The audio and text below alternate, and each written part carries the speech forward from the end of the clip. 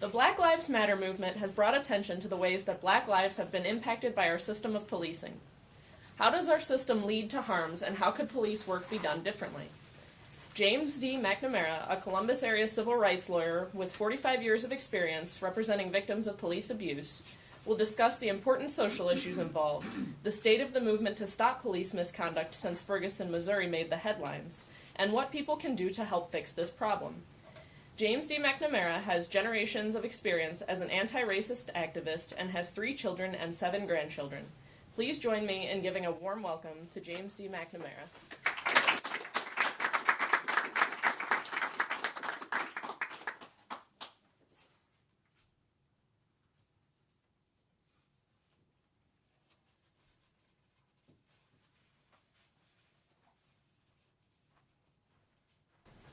Thank you very much, and especially thank you for mentioning my grandchildren on YouTube. They will be all over this. I handed out, actually Derek on my behalf, handed out 2 sets of documents. One of them is this shape, has 15 things your city can do right now to end police brutality. And then the last 2 pages, stapled together, contain a few miscellaneous things, including a handout from the American Civil Liberties Union, which, better than I could do, covers the topic of the basics you need to know about what to do if you were stopped by the police, including if you're stopped in your car, if you're arrested or taken to the police station, if they come to your home, if they just want to ask you questions, and so forth. These are accurate descriptions of your constitutional rights and will save me some time. There are examples in here of some very bad behavior by police officers on a racial basis. I want to say this at the beginning so there's no confusion. I don't hate police any more than I hate construction workers, barbers, or those who raise birds. These are occupations. One cannot judge an entire collection of human beings who work a job at every level, from township to the federal FBI and everywhere in between. And more than that, the world is not divided up into 2 groups, the good people and the bad people. We are all some of both in different proportions, and actually the good news is we can even change over time. So, no stereotyping here, no generalizations here, other than those that I have found to be true based upon a massive amount of experience. I've been called upon by police officers that I sued, humiliated in litigation for bad things they had done to represent them when they got in trouble. I have friends who are police officers, so I don't want any crap about how I came and put down the police as if this were a single, universally similar entity. Similarly, those of you who have actually internalized our cultural brainwashing about patriotism to police, y'all might want to reconsider that kind of overgeneralization about anyone who ever criticizes them. And I'll give you some examples, newspaper articles from the last few months where this has been an issue repeatedly. A little background, I'm a lawyer. I went to prep school in Columbus and Miami University and Ohio State Law School, and I became a legal intern in 1972 and a member of the National Lawyers Guild and a lawyer in 74, and I had already sat through a couple of jury trials before I got my degree, and I've tried hundreds of them since then, criminal and civil. The last 30 plus years pretty much only doing police misconduct, civil litigation, but even from the very beginning I was doing those cases as a senior law student. I've represented thousands of people who actually got their asses kicked for no good reason by police officers. Black Lives Matter is what brought this issue together now, and I do want to talk about the racial component in it. but to quote a line from a movie called Copland that is spoken to Sylvester Stallone, being white is not a bulletproof vest, Freddie. These are situations that arise in all kinds of communities, and there's a young man whose name was Devin Guilford, D-E-V-E-N, G-U-I-L-F-O-R-D, who was killed 4 minutes or so after he was stopped by a police officer, 17 years old, died a few months ago in Michigan, a law-abiding high school student on his way from church to pick up his little sister with his parents' permission, who was shot and killed outside of his car on the side of the road on a snowy night in Michigan. Devin Guilford, you should look it up. In the last year and a half, though, particularly with Ferguson, Missouri, and Baltimore, and then, everywhere, a thing that some of us have actually been watching for 50 years or so now suddenly sprang itself, and we never thought it would in our lifetimes, to the front page of the newspapers nationwide in a country where little people had been chipping away at this problem forever, never really believing that we would see this time. This is a good thing. This is a good time on this issue. I speak to high schools, young people in all different kinds of communities. People say, younger people especially, it's not their fault. They're very bright, they just don't have a lot of years under their belt. And they go, why are the cops getting so bad like this all of a sudden? What is it like? If it isn't on television, it didn't really happen. And, there was no earth before internet, so, you'll know it in 2 minutes. And I keep trying to explain it's actually far better now than it was when I started. That is scary, but that is the truth. I have articles going back 40 or 50 years in Columbus of young black men who were shot to death in a donut shop, on Lockbourne Road, on Main Street, on Livingston Avenue, on Mount Vernon Avenue, up in North Linden, killed in exactly the same kind of Tamir Rice, Ferguson, Missouri type of story. I represented the mother of a young man, Bobby Lee Roddy, who was shot to death by the Columbus police, standing in his living room in his underwear with 2 knives in his hands, having gone off of his meds, with his mother being the one who called the police, who had always said those officers came out and did such a wonderful job.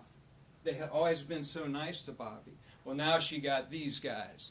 And they stood on the porch, and they drew their guns, and Bobby stood 10 feet away from them, screaming in his own living room, and they just got tired and killed him right there.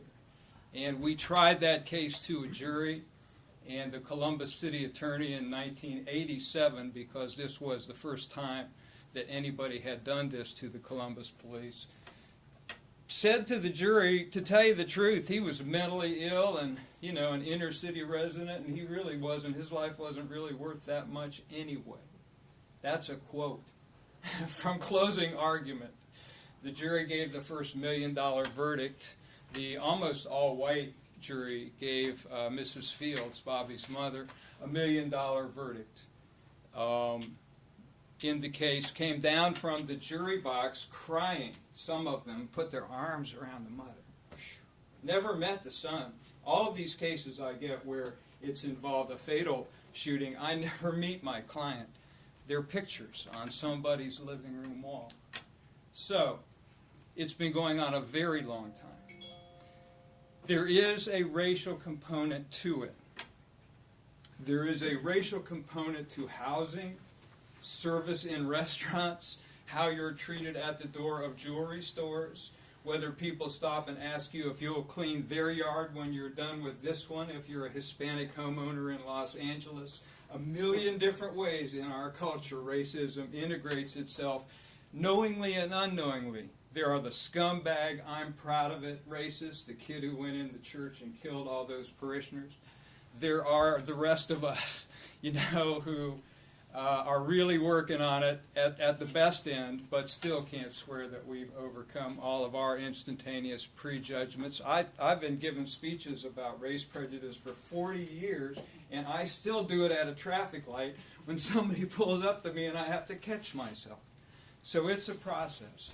It's in the police department too. It's in the police department in similar but not the same ways. The theory about bad apples is a bunch of bullshit. I want to say it that clearly so that everybody will understand that when you hear most officers are really good and just do a great job and everything they do is important, but we've got to weed out a few apples, that is not an accurate description of where these things come from. Far too oversimplistic. It is one factor. There are psychopaths or people who really are not under control angry-wise, who go into police departments for all kinds of reasons, who are big and tough and looking for an opportunity to throw their weight around. But I've sued township police departments and small towns and big towns and gigantic towns and county sheriffs and highway patrols and FBI agents and DEA agents at every level, and they are different depending on the sophistication of the department and the kind of training that they get. And some departments can and have weeded out fairly quickly through psychological profiles, and then, I got a lawsuit against the City of Delaware Police Department right now. I get all of the background on the detectives and the officers involved in the case. They do a psychological profile of a particular person, and they get back the results, and the results have all these red flags, and they hire them anyway. Okay, so, we actually have a program where but you ignore it. And now years later, this guy is hurting my clients, and you act all shocked. Come on. We have investigations, we have internal affairs. Sometimes they're sincere. Traditionally, historically, they have been simply opportunities to make excuses. There is institutionalized in police departments now, in pretty much everywhere. If I'm an officer and I shoot somebody in the line of duty where there is a question about the circumstances, no one, including my employer, gets to speak to me for several days about my version of what actually happened there. I have a union. I have union reps who come and tell me, don't talk to the sergeant, don't tell them what happened, who take me, and the department has agreed to all this, and they give it, and you go and you talk to a lawyer. Some of us would call that getting your story straight, what you can and can't say. Then the lawyer writes up your statement. Columbus Police use this system. It's just rigged. Now, I'm a leftist, and when I see police officers, I see working class men and women who have a right to unionize, to have fair wages and working conditions, who I would support if they were teachers or truck drivers or plumbers or any other occupation, and who I support in wage and benefit issues in this situation, but they should not have the right to have their personnel records cleaned out every 6 months, no matter how bad the record is, just because the union negotiated that. Now you sue them, you're going to find out about the officer.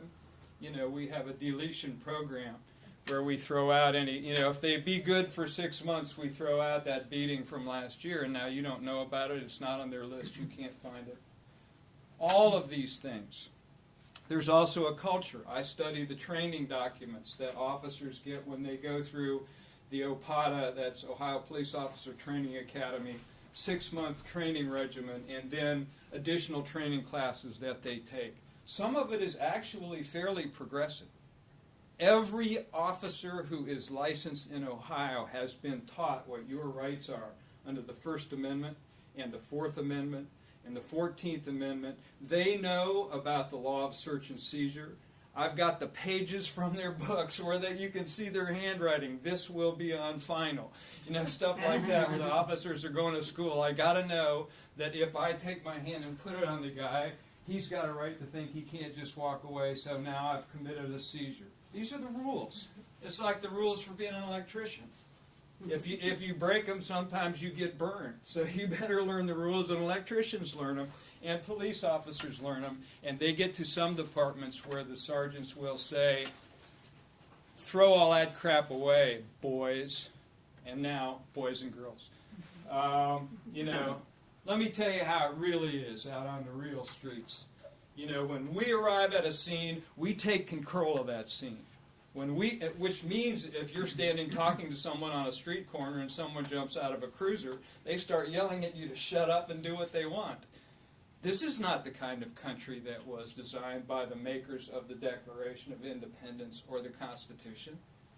Now, if you actually are involved in a drug deal and they've got you on camera, you're bad. Then they got it right. But I'm talking about curiosity. What are you doing up in this part of town?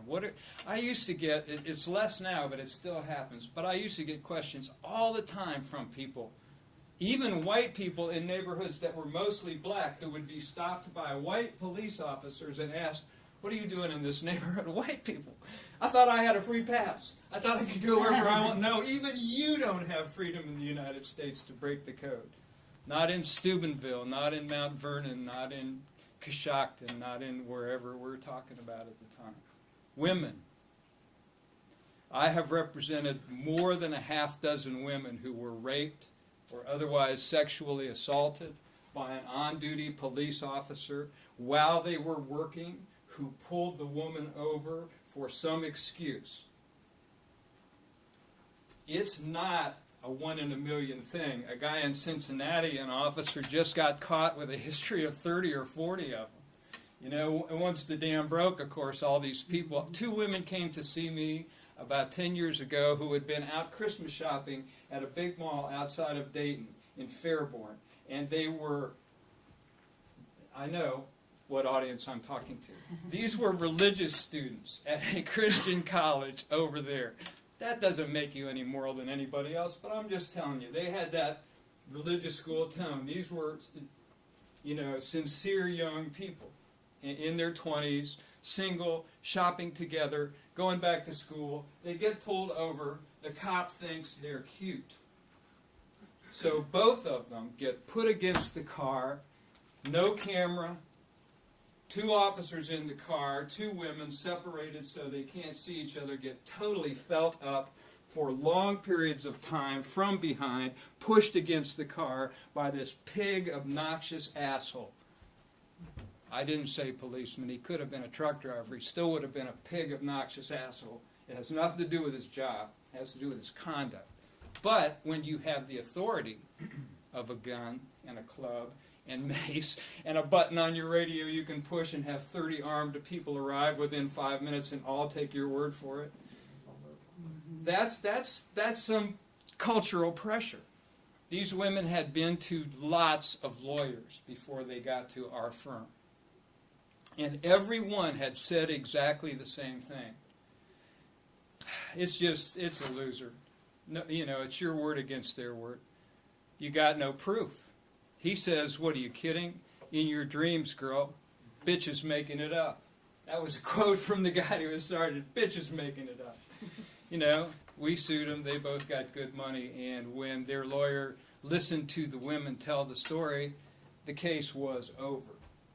But the point is that I'm not speaking about those 2 women. I'm speaking about the thousands of others who have had this experience in our state, in our country, in recent times, and gone for help and been told there is not a damn thing you can do about it. Okay, let me just throw out a few topics. What I want to do is not fill up all the time.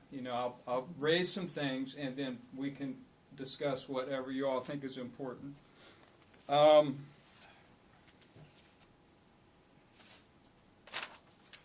brought some recent newspaper articles. Here's one. Delegitimization, it's a big word, of police can have terrible consequences. Delegitimization of police can have terrible consequences. Those of you who dare to criticize a police officer or some police officers for things they really actually might have done are bad and should shut the hell up and should stop being such troublemakers. If it was an employee at the Bureau of Motor Vehicles or a postal worker or a teacher or any other government employee, no sweat. But to criticize your community police, how, it's almost made un-American when the reverse is actually the truth. To tell me I should not criticize armed government officials, the paramilitary wing of the local and national governments, because it's rude? Screw that. What is the First Amendment about if I can't criticize the government? And the United States Supreme Court agrees. Do you know that it's okay for the... In fact, I'll tell you my client's story instead of my hypothetical. Have a young man in Gehenna. He's a skateboarder, high school kid. He's a minor still. They're out at this place, and he's got a real bad attitude, and this was 15 years ago, and the cops come down, and they pick on him all the time, and they catch him, and this cop doesn't like this one kid, and he just takes his skateboard. Says, "You want it back? You come down to the police station tomorrow and get it." Now that's theft, for you and me, for us regular people, but there you go. I didn't even arrest the kid, didn't take him in. Take the board, take it down to the station. Kid goes into the station in the morning. This is on videotape because interiors of police, unless they've really done something wrong and they destroy the tape, is recorded. You go to the counter, there's a camera on you everywhere. You'd have to be the tiniest podunk town in the world to not have at least one camera in your police station. Kid comes in, goes to the desk, you can see it all. He says to the guy, "Give me my skateboard." They make him wait around. Finally they give it to him, and the guy that took it comes out and kind of tosses it, "Here, So the kid turns around, and he's walking, and he's 30, 40 feet away now from the officer. And he turns around, and it's all on video, and he goes, "Hey, have a nice day." Well, he doesn't make it out the door. Of course, he's thrown to the ground by everybody who's within earshot and put in a cell and pounded. You're allowed to do that. It's not a close call. It's not a debatable question. You can say, "Officer, fuck you." And you can turn around and you can, "Hey, excuse me, son, I need to ask you something." Fuck you. And walk. And that is entirely legal unless they have specific evidence that you were engaged in some criminal conduct which would give them a right to hold you. There's only 3 types of interactions with police. At one end is voluntary conversation, which they use all the time because they know that you're scared to just tell them to screw themselves, so you'll do whatever they want. "You got anything in your pockets I might want to know about?" Pardon me? Now, if I walked up to you, a total stranger on the street, and asked you that, that would be like the rudest thing in the world. But an officer, I've seen police officers do that in public. Who the hell do you think you are? Because I can get away with it if you're scared of me. If you know what your rights are, and your rights are protected, you can say, "Oh, I'm sorry, you didn't understand.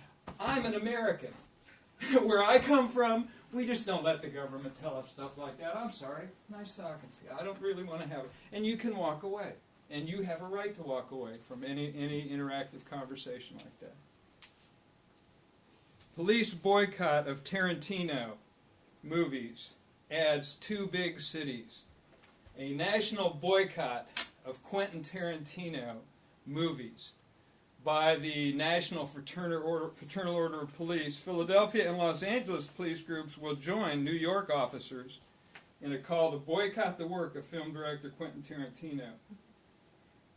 You're not going to watch Pulp Fiction? What? I know you guys love those movies. On the grounds that he participated in a rally that called for justice by Rise Up October in regard to a shooting incident in New York City.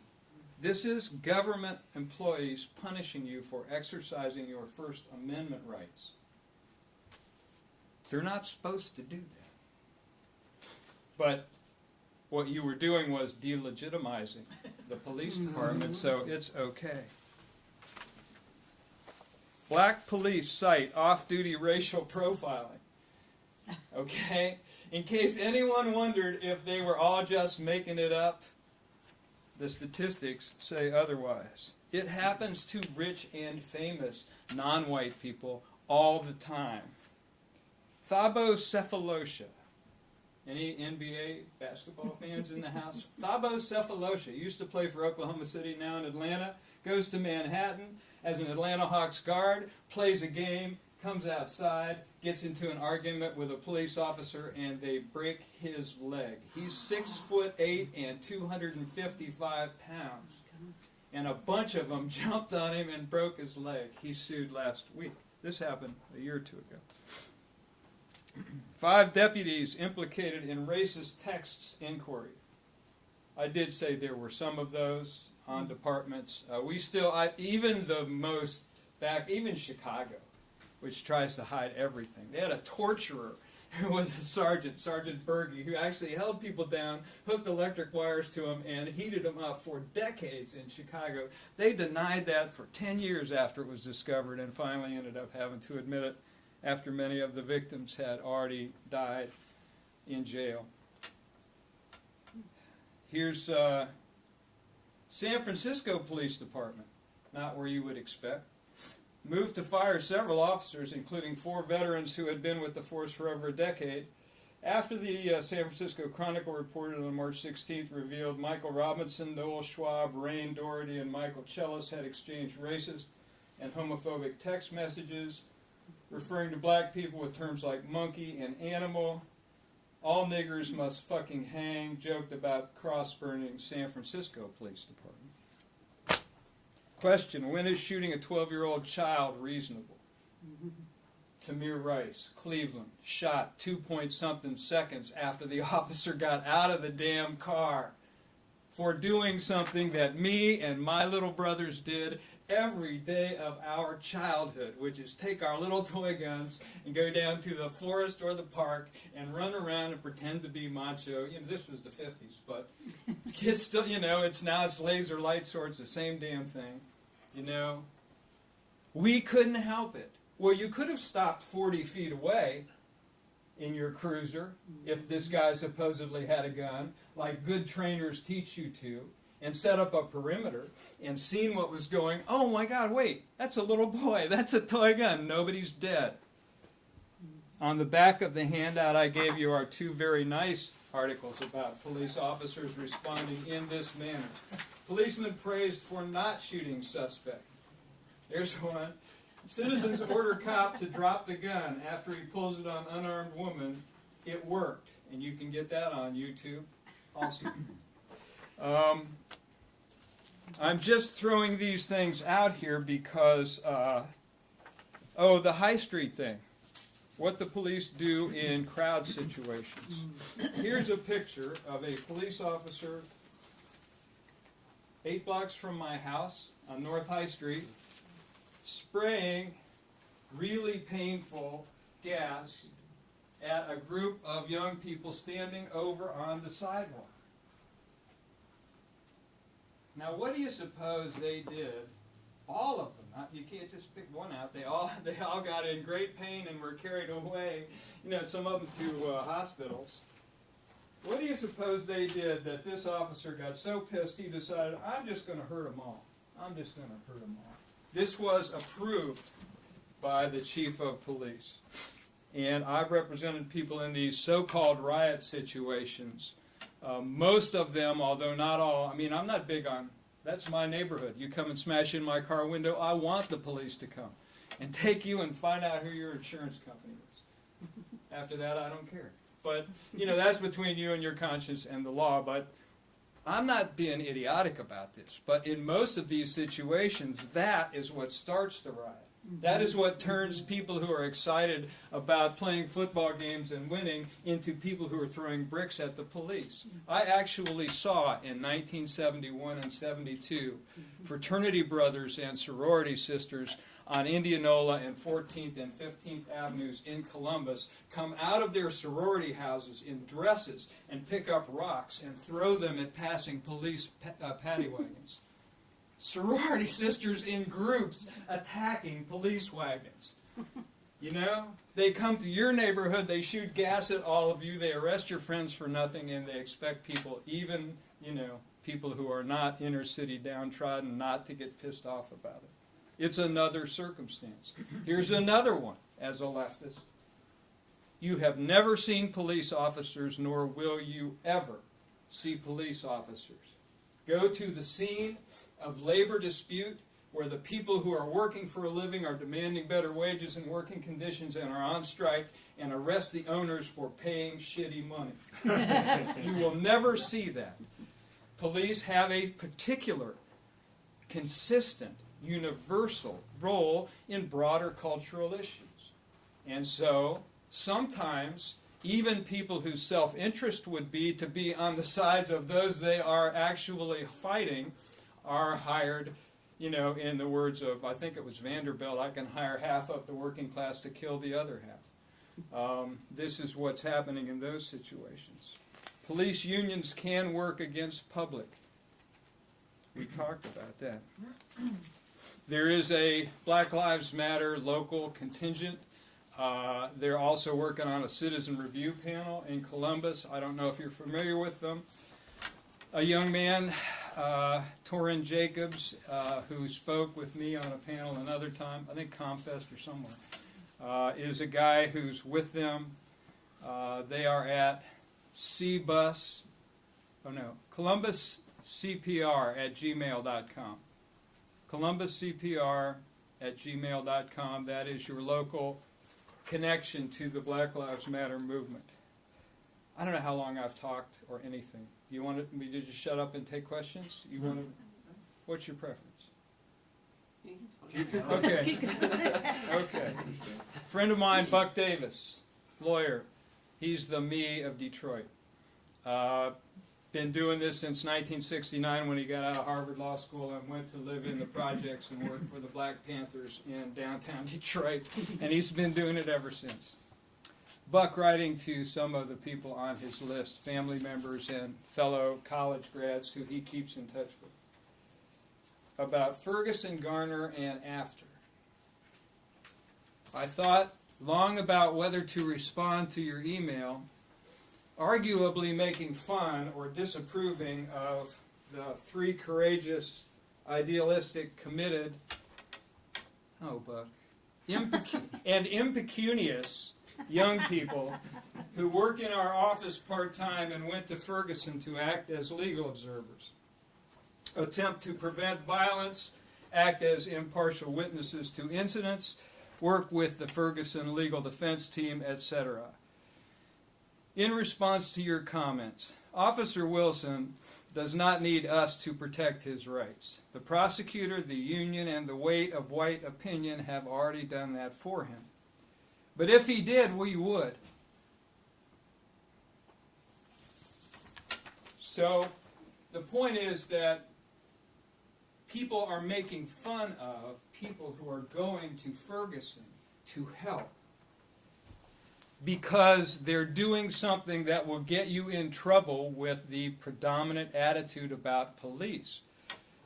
There is pro-police bias in every aspect of this culture, and it's not reasonable. It's not. Assuming that somebody's a good person is reasonable. I like to take that approach too, but being blind to these problems is not. Most disheartening, however, was the implication that you do not understand or appreciate the reality of the police, courts, prisons, and daily insecurity which is inflicted on minority communities with impunity, resulting in their fear and anger. Knowing you to be a thoughtful and educated person who condemns overt discrimination and bigotry, please consider whether your relative privileged position causes you to ignore or downplay this pivotal fact of social life. I understand that its consequences do not reach you, except in the form of the bloated budgets at every level of government for law enforcement, courts, jails, prisons, probations, etc. Maybe it actually does really reach everybody. But for me, given that I'm just a lawyer and can only fight with the tools of my profession, it is the essential injustice, other than the suppression of political dissent, which I have resisted since 1968. I have watched in horror as law and order became the new segregation and swallowed our social discourse. Nothing I have done has staunched its flow. Thus, Ferguson and its aftermath is a momentous event. Historic. This is, in our issue, the Stonewall Riots. This is, for us, the Seneca Falls Convention for Women. This is big stuff, and we will not let the momentum go. And we're asking that others don't either. We used to have protests at City Hall in Columbus. There was one in the early 70s where 5,000 people from the North End marched down High Street to surround City Hall and were met by thousands of people coming in East Broad Street. And we completely, Les Brown was a guy on WVKO radio, a great activist at the time, got people going. I mean, it was huge, and the spirit, the feeling right downtown here in our city, where the United Mine Workers was first formed, where the Underground Railroad was. We could do it right here. We should do it right here. We are doing it right here. But when you hear about police cases, some of them, need to be publicized. Some of them need support from outsiders, and hopefully those of us who do this work can let you know when that happens. Buck always tears me up. Mm-hmm. Officers removed over sex charges, Oklahoma City. This guy had apparently hundreds of victims, this officer, before he went out. Here's big news. And, oh, yes. Yeah, I'm just wondering, is there any good explanation for why Ferguson happened because of one Michael Brown, right? And right, Trayvon right. Martin, to right. a large extent, they're just another story, but right. apparently something different. Two things, I think, and it's probably more subtle even than this, but the two primary factors for me are the immense prevalence of cameras now, and the ability for people to simply close their mind and not believe it because they can't see it. And secondly, the old Jacob Riis quote from the 1800s about the stonemason who hits it 100 times and 99 times nothing happens, and on the 100th the whole block breaks in half, and it was all of the, so all this work. Chance, you're saying, to some extent? Just it's somewhat chance, yes. There is timing, maybe? There has been founded since, we've been doing it 18, 19 years now, a National Police Accountability Project. We have 800 lawyers now who are members. There was nothing like that then. We can rush in, legal help there, and once I think the media, who is only to be criticized in their prior coverage by the fact that if it didn't have a juicy video bite, they didn't care. Now they got the juicy, if it's good TV, set aside any moral issues involved, we're putting it on, So because of that ability to, and Rodney King was luck. If the camera person had not been in the window, none of us would have ever heard the name Rodney King. Yep. And the same with many of these incidents. So now that there is this immense, technology always leads ideology. Now that the technology's out there, everybody wants to be an amateur documentarian, and they see something like that and they move to it, and so you can say it happened a certain way and they can go, no it can't, and you can prove it. For decades we had just stopped at point 2. Did it happen this way? No it didn't. Okay, goodbye. Yes? So this curiousness of, if you're hypothetically witnessing something the police are doing that's wrong and you start filming it with your phone and they tell you to stop, you don't have to stop, do you? Well, I'm curious about that now. Two types of answers, real world, technical. There is an article in the things that I handed out to you about Copwatch. Copwatch was a group who, and here's a few extras of the stuff I handed out. In the back of this great big one is the last article is about an organization that worked in Columbus for about 6 or 7 years. Report justifies group's mission, Copwatch says. Our entire purpose, and this was young members of Anti-Racist Action, who, when we had successfully driven the Nazi skinheads out of Columbus, and there weren't any more Klan rallies coming here anymore because they kept having bad experiences, we turned our attention to the police and started going out with cameras, videotaping at Oak and Wilson, videotaping at 10th and High on busy Saturday nights, places where there were a lot of complaints. And as this article will explain, I'm personally just grilled in there by a lieutenant and a sergeant. I'm picking on them, I'm dishonest, my clients were attacked, many of them got arrested, but the irony was, of course, that they're filming themselves being arrested. The first guy, this guy named Shamus Jones down on campus, they figured it out. He had a camera and they took it and they smashed it and it didn't work. The film was still okay, so they took it out and they gave him the camera smashed back without the film. And my brother tried his criminal case and the jury didn't believe it he said I was all the way across the street. They came running over and jumped on me because they didn't want what I was recording to be preserved. That's all it was. They told me to put down the damn camera. That was their exact words. And I could show it to you if it was on the video. So then we started using one in front, one in back. The videographer and the videographer filming the videographer. And we caught them over and over and over again. Turn that damn thing off! So Copwatch in this city had the ultimate effect, and we sued them several times and were successful sometimes. That got internalized. Now in Columbus, most police officers know if you are asked your name and badge number, don't say, oh, you got an attitude. Just tell them your name and badge number. And shut up. Go on. You're supposed to be professionals. Just do your job. If they are filming you and they are not interfering, pretend they're not even there. If you're not doing anything wrong, you got nothing to hide, no problem. And it's illegal to take away people's right to videotape you. Now, I had a case of a guy who wanted me to represent him who was just a dick to this policeman. He's just a total asshole. He got right up in his face. He really did interfere with the arrest. And I told him he had no case. And every lawyer would tell him the same thing. Because you can't actually interrupt an arrest just because you want to push yourself into the limelight for a second. But I've seen this 30 or 40 or 50 times in my city, and that's the only one that was bogus. That was the only time that really was the citizen's fault, not the officer's response. Yes? Can you say some stuff about body cameras in Columbus? It would be, I'm in favor of them.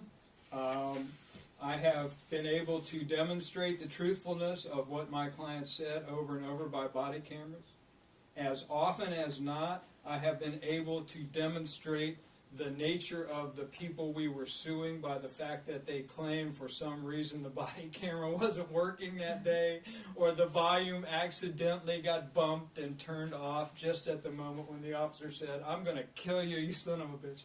So, in other words, it's a good system that they manipulate.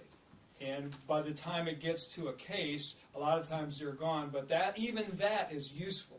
So yes, I think it's a great idea. And it's an argument that's hard for police officers to really oppose when you say, we just want to record whatever actually happened. It'll help you. You claim this guy called you something and approached with a balled up fist and you were required to mace him and take him in. Well, that should be right on the camera on your chest, Then you get these amazing ones. I had a case where some young men were out at night, one driving, 3 of them passengers, too young to get into the strip club they wanted to go to out off of Bryce Road. So they're driving around behind industrial buildings, and cruiser pulls in and starts following, turns on the light. The driver takes off. The other 3 kids are going, what the hell's wrong with you, man? He goes, I don't really have a license. He jumps out and takes off running. Police come up to the car with the 3 and are really furious that the guy they really wanted got away, and they drag him out, and they bring my guy, they handcuff him, 16, 17. They bring him around to the front of the cruiser, and the cruiser cam is aiming right off the middle of the cruiser and showing their car and him being brought back, and the cop just slams him down and knocks his teeth out right, 8 inches from the front of the camera. What were you thinking, dude? I have a case against the Delaware County Sheriffs where they maced a 74-year-old man with a pacemaker repeatedly simply because he wouldn't get out of the front of the car that they were trying to tow because he had his own tow truck there, and he said, I'm not paying them, I'm taking it. We're ready to take this car, this is my car. And the cop said, we've already called somebody, you have to go pay the wrecker. And he said, I'm not. The officer said, okay. And the guy's falling up.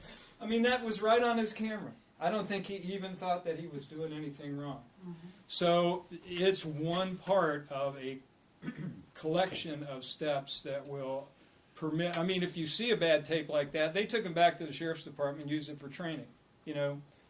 Don't taser guys in the chest who have heart trouble who are in their 70s for just standing still.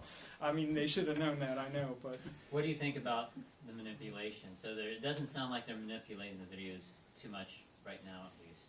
So it's hard to say. That they're, even though there's a chance they might manipulate them. It's better to have them, even though they might manipulate them, because eventually the ones who do will get caught and get in trouble. Somebody else might have been filming the same thing, and A, you're fired, but B, your department looks like a bunch of doofuses who really didn't mean it, and now somebody from the political wing of the city calls up and goes, do you know how bad I look on television? I want this to stop. And that's how, in Columbus even, some of the things that we got changed so far, that's how it worked. Yes? Can you give us a sense of when you're representing a client? You said something about your client is the dead guy. Like I said, the woman who's the guy with the knives and whatnot. Can you give us a sense of when they're sitting there, what is it that they want? Do they just want a big number that says, the higher the number, the badder they were, or is there room to negotiate other things like, well, if the cop resigns, they'll take less money? What kind of dynamics going on? There'll be no cops resigning under any circumstances unless they actually raped your client and admitted it. Those ones, they go. Nobody that I know has ever lost their job for a shooting or a beating. At least no department has ever acknowledged that was the reason. So are you then just only left with, let's see how much money we can get, end of story? Is there anything else that you can get for your client other than a check? They often do come in saying, I don't care about the money, I just want to make sure this guy gets punished. And I go, well, then go to the department and file an internal affairs complaint. And sometimes they are actually effective in getting some punishment. You ain't getting the guy fired, I'll almost guarantee you, but, something, put it in his record. But wasn't there just recently an example of a guy just tweeting about the McNamara, I forget his first, the guy who killed himself in front of the State House? Yes. A police officer said, I love happy endings, and he was fired. Yes, and as with these officers I read about who did the racist texting, if you do those things, this is not injuring a citizen. This is embarrassing your superiors. And they cannot be seen to condone anything like that. So, there's a lot of black officers who work with them every day who'd be really furious about it. The union doesn't take a position in favor of racism ever. And the city can fire those people. But in the false arrest, excessive use of force context, it almost never happens. Here's a woman, Barbara Briggs, 72 years old, developmentally disabled. It lived in a little community called Yorkville on the Ohio River. This happened 2 years ago. Barbara was in the daytime in a pickup truck with her boyfriend. Barbara's never held a job in 72 years. She has someone who comes in and takes care of her in the daytime. She has her own unit. She's a very nice lady, but she's certainly not a genius, and she's certainly not a threat to a policeman. She's about 4'11", and she and her boyfriend went down to the dam on the Ohio River to feed the cats, the stray cats. in the daytime, on a Sunday afternoon, and she didn't look like that when she left home. She goes, the boyfriend gets pulled over. The policeman takes him up for something, a taillight or something. Policeman takes him up, and she sees the policeman push him with 2 hands in response to something he said. And she gets out, and she starts to walk up. Are you okay, buddy? Are you okay? You know, she's just worried about her boyfriend. And she got her ass kicked for that. You know, coming up on an arrest scene, she was a danger to me. I felt the threat from behind and wheeled around to see her coming at me, and I necessarily had to body slam her face down into the gravel by the side of the road and step on the back of her neck as she cried. I just had to do it. That officer wasn't even fired. So just as an example, although they got sued and paid money. Yeah, shouldn't it be the opposite though? Shouldn't it be that there's a very low standard? It's like the Jameer Rice thing. The guy should be fired automatically for that. Yeah. Even though I'm willing to say, at the same time, the as far as the bar for criminal punishment, being put in jail for doing your job improperly, you know, admittedly in a gross test manner, but it's still, they are doing the very difficult job of dealing with the lowest element, you know, many times, and dangerous situations, and if they just got the Barney Fife mentality and the abilities, you know, they shouldn't be put in jail, but they certainly should not be, you know, shouldn't we promote getting them off the street and not worry about penalizing them? And what that means then, as a practical matter for us making this kind of request to police departments is, we refuse to look at these situations the same way you do. They've set up a false construct, which is any time an officer says that he felt threatened, his response is reasonable. It's a test that none of us can disprove. You can't show that wasn't in his mind, and they know that, and their lawyers worked for 30 years to make that be the legal standard. And you know, so now we really have a hard time. But if 18 people in a room thinks it was horrible, and the cop goes, "Hey, it was what I was taught to do," then they should be teaching you differently. Not us 18 people should conform to your point of view. Yes. So most of the offenses you've talked about today are, I mean, they're fists, they're pushing, it's mace, it's clubs, and at the worst it's guns. What about the trend of militarization of police? Have you seen, like, how has that progressed since you've been doing this? Mm-hmm. Is that as big a problem as it seems recently? Or is it something that's like flashy headlines? And I mean, it gets me concerned, but I don't know if I'm accurately concerned about it or not. You should be, and you're right to think about it, even though it hasn't pressed itself to the top of the headline stack right now, because it has. The history's real simple. There was a bunch of extra money passed out to police departments to buy whatever they wanted, and they bought tanks and machine guns and bazookas and all kinds of stuff that, you know, equipment, uniforms and riot equipment and stuff, and they were all dressed up with nowhere to go. And so they had to begin to find uses for this, so they began to have training classes on riots in cities where they didn't even have any riots. And then they started sending those guys into places where there were large crowds, and oh my God, a riot broke out, and now, you know, they get to use their new toys. It's backward.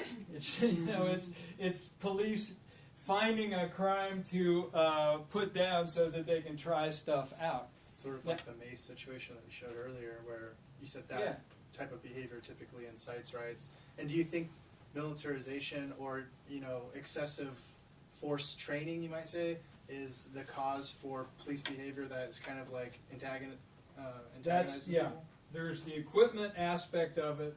There is the training more as a paramilitary unit than as a part of your community that, you know, and I know that the old stereotype of going around shaking people's hands in a neighborhood, in some neighborhoods, is theoretically a joke anymore, but I'm not so sure nearly as much as they would have you believe, oh, you can't do that in the bad parts of town.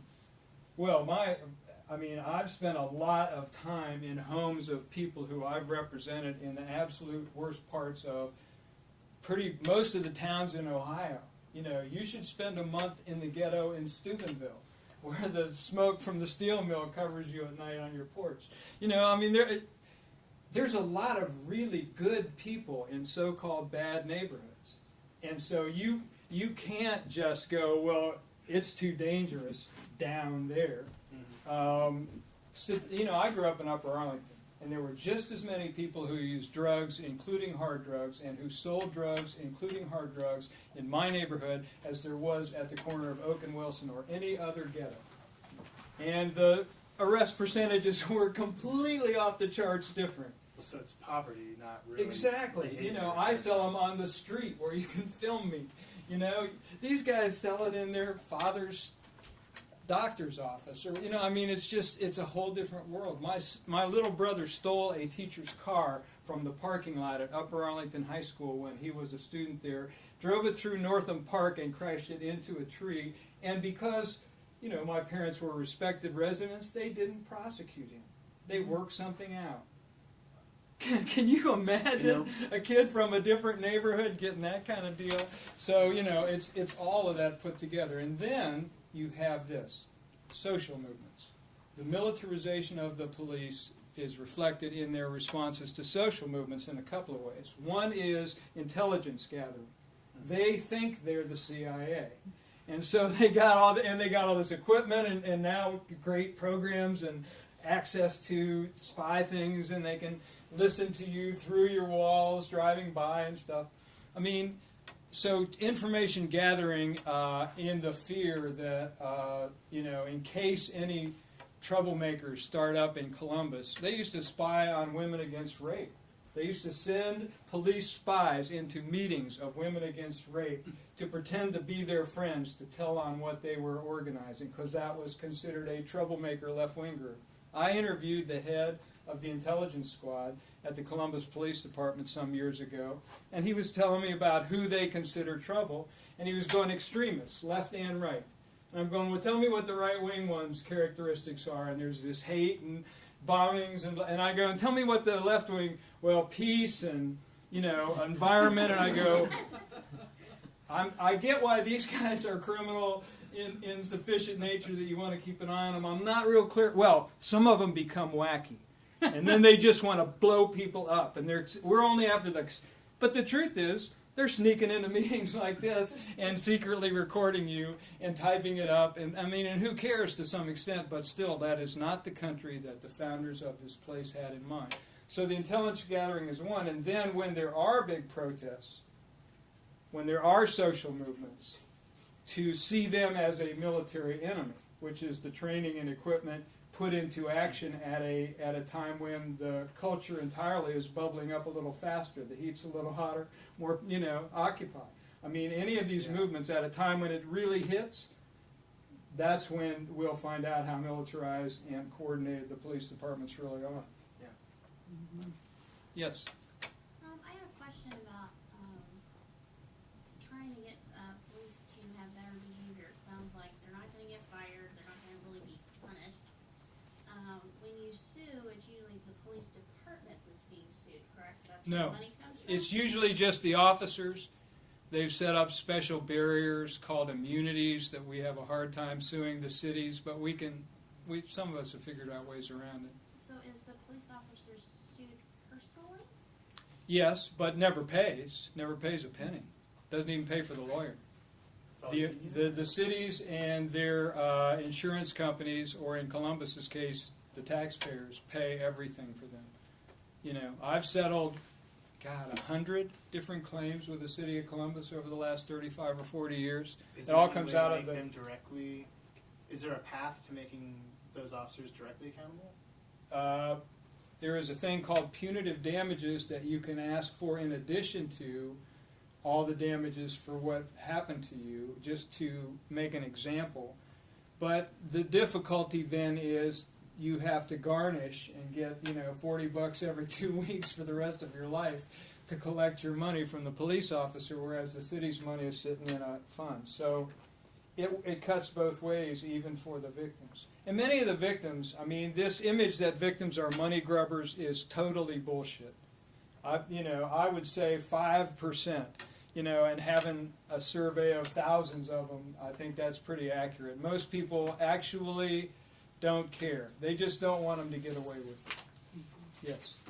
So I have a question before that. I have a little story too. But when I was growing up in high school, there was a kid, white kid, the superintendent's son, big troublemaker. He actually had if I understand, a restraining order because he was stalking one of a girl. But he ends up getting into this car chase with a cop, goes across the county, slams into a cop car with a cop in it, and he never went to jail. And he's white, and he's white, superintendent's son. But if that was a black kid, you can only imagine what would have happened. So I just remember that when you told me that story. But my question is, why do you think so many of these juries are not indicting these cops? Like for Cleveland especially, if I'm correct, Cleveland, for Tamir Rice, they weren't indicted, correct? Correct. I think that's right. Like how could that happen when you have the video, you have the information about the person who called into 911 saying that they thought it was a toy gun. So how in the world why do you think this is because happening? grand juries aren't like jury trials. Grand jury, Tamir Rice doesn't come, his family doesn't come, their lawyer doesn't come, nobody from their side comes, none of the witnesses who feel the same way they do come there.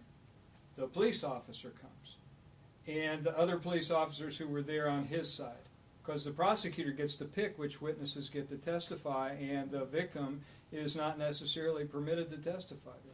And in this case, of course, Tamir's dead, but they got the video. Now, we don't know if they showed the whole video. We don't know if they showed all of it at once, or if they broke it down into parts that made it difficult to follow. I've seen that in grand juries. We don't know if they told the grand jury, and prosecutors will actually do this. They'll go in and say, this is one that's really iffy. I mean, they'll just start with that. I'm not really sure that we got enough on this one. I'll tell you why. Police officers have a special standard and blah, blah, blah, and we got to defer to them because our lives are in their hands, blah, blah, blah. So now, if you find he did X, purposely killed a 12-year-old who he knew wasn't armed because he didn't like him or something, and the jury goes, well, we can't say that, and then they go, okay, say no, Bill. And that's what happens at the grand jury. So it's a secret proceeding, and only one side is there. So even after it's done, you cannot find out what was said in that proceeding? No, never. Wow. Yes. I would say that one of the other reasons, at least not with the early one, but like when it actually goes to trial, a lot of in our culture, we just have an over-valorization of both the police and the military. They're putting their lives on the line for us. We have law enforcement officials and military officials